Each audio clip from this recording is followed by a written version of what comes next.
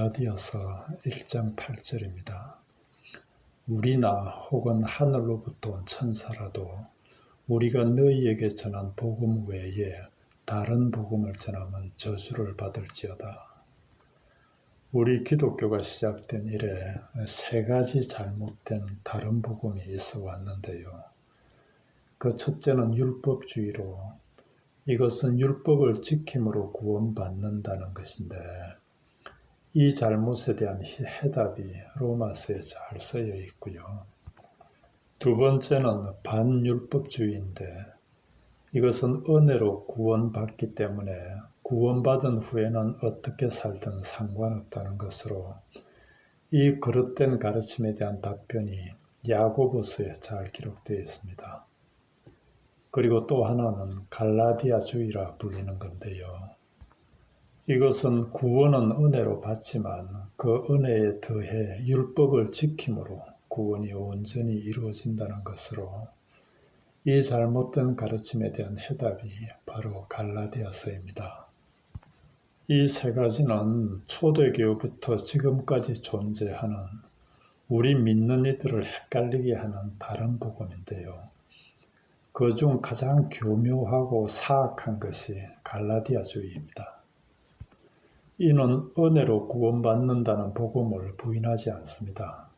그래서 대부분의 사람들이 별 경계심 없이 받아들이는데요. 하지만 이 가르침의 결국은 은혜의 율법을 더함으로 구원이 온전해진다는 참으로 하나님의 은혜를 심각하게 훼손하는 다른 복음입니다. 그런데 문제는요. 이 다른 복음이 오늘날 우리 주위에 깊게 뿌리 내려 있다는 사실입니다. 6절을 보면 사도가 그리스도의 은혜로 너희를 부르신 이를 이같이 속히 떠나 다른 복음을 따르는 것을 내가 이상히 여기노라 하는데요. 참으로 이상할 정도로 오늘날에도 많은 이들이 이 다른 복음을 따르고 있다는 것입니다. 이는 참으로 하나님의 은혜에 대한 기본적인 개념도 없이 하나님을 믿는다는 건데요. 하나님의 은혜란 요구하지도 않았고 받을 자격도 없고 갚을 능력도 없는 이들에게 그저 주어지는 하나님의 선물입니다. 그렇죠? 그러니 은혜로 주어지는 구원도 마찬가지라는 말씀입니다. 에베소서 2장 8절입니다. 너희는 은혜에 의하여 믿음으로 말미암아 구원을 받았으니 이것은 너희에게서 난 것이 아니요 하나님의 선물이라. 구원은 오직 은혜로 인한 믿음으로 받은 거라고. 율법을 지키거나 착한 일을 많이 하는 등의 우리의 행위로 난 것이 아니고 오직 하나님의 선물이라고. 이렇게 구원은 우리의 털끝만한 무엇도 더해질 수 없는 오직 하나님의 은혜입니다. 그럼에도 거짓들은요. 그래 구원은 하나님의 은혜로 받는 건 맞아. 하지만 우리도 뭔가 해야 되는 것 아니냐고. 율법도 지키고 착한 일도 해서 그 구원을 온전히 이루어 가야 하는 것 아니냐고. 얼핏 들으면 참으로 맞는 말 같은 인간의 자존심을 건드리기도 하고 세워주기도 하는 이런 말에 넘어가 사람들은 어떻게든 자신의 구원에 자신의 행위를 보태보겠다고 예를 씁니다. 참으로 안타까운데요.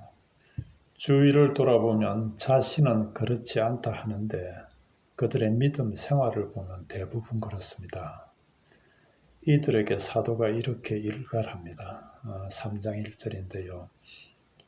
어리석도다 갈라디아 사람들아 예수 그리스도께서 십자가에 못 박히신 것이 너희 눈앞에 밝히 보이거늘 누가 너희를 꾀드냐.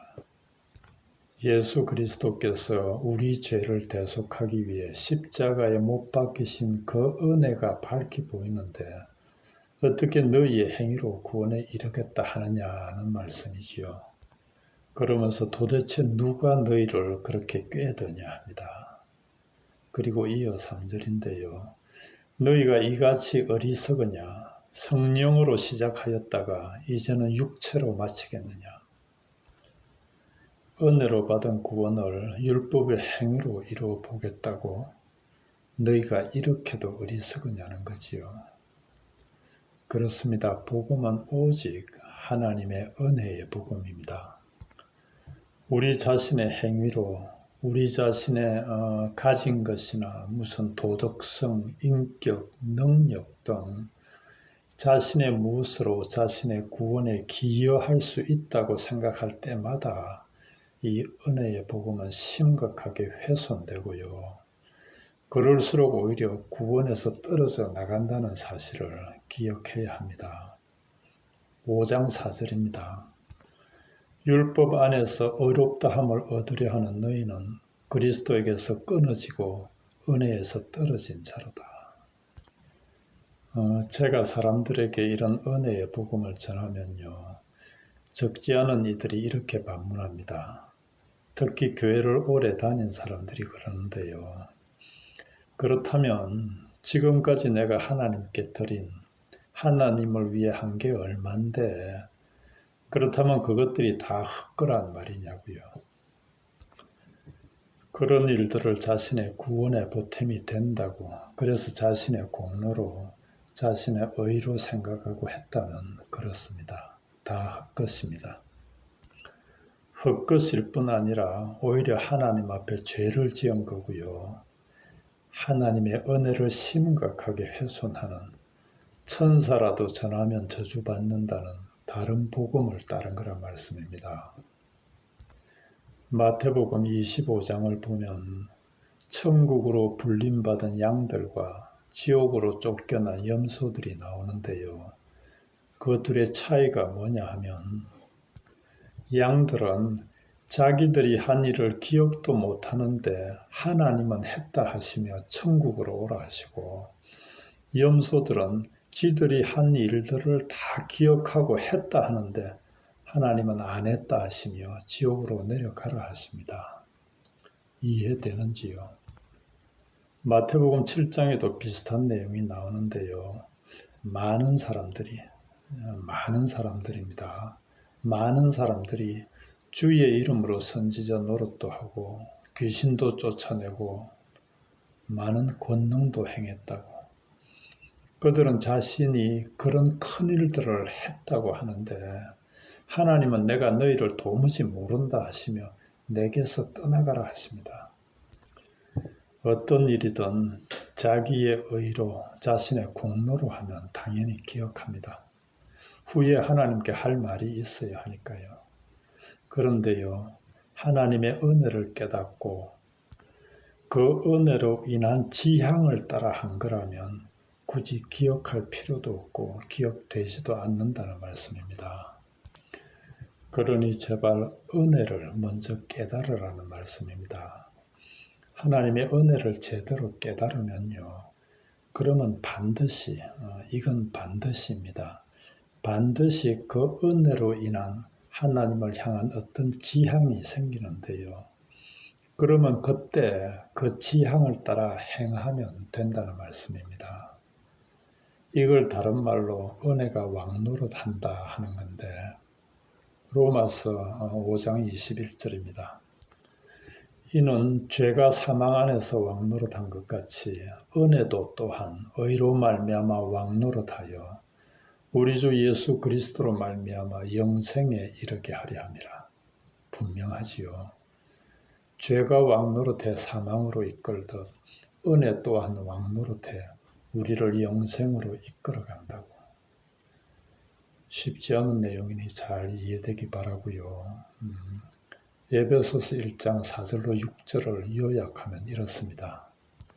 창세 전에 그리스도 안에서 우리를 택하사 우리로 당신의 아들이 되게 하셨는데 그 이유가 뭔가 하니 우리에게 거저 주시는 바 그 은혜의 영광을 찬송하게 하려 그리하셨다는 말씀입니다.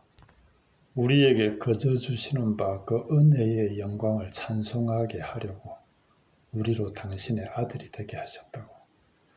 그러니 우리에게 거저 주신 바 그 은혜의 영광을 찬송하는 것, 이게 하나님의 아들이 된 우리 믿는 이들의 존재 이유이고 존재의 목적이라는 말씀입니다. 이런 소리를 하면 또 어떤 이들은 그래 하나님의 은혜를 찬송해야지 그런데 맨입으로 하니 빈손으로 하니 하며 또 뭔가를 바치고 뭔가를 행하게 하는데요.